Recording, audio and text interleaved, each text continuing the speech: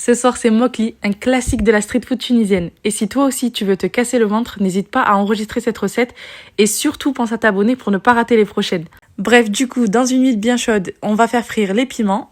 Une fois que c'est ok, on les retire et dans la même huile, on va faire cuire les frites. Et petit conseil pour ce plat, faut vraiment des frites maison. Et enfin, une fois que les frites sont cuites, on les retire. Et toujours dans la même huile, cette fois-ci, on va faire frire nos œufs. Donc comme sur la vidéo, j'ai cassé un œuf dans un petit bol et je suis venue ensuite le verser dans l'huile directement. Une fois que c'était ok, je les ai retirés et là, je suis passée à la préparation de ma sauce. Dans une casserole, j'ai mis de l'huile d'olive, du concentré de tomate, de l'harissa maison et des gousses d'ail que j'ai écrasées.